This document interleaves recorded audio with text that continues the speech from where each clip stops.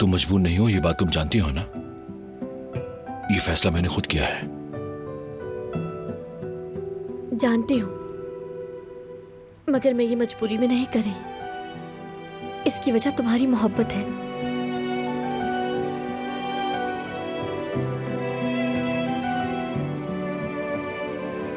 मेरी प्यारी बीवी, मैं नहीं चाहता कि तुम उदास रहो या फिर मेरी किसी बात से तुम्हारा दिल दुखे, क्योंकि मैं तुम्हारी आंखों में आंसू नहीं देख सकता।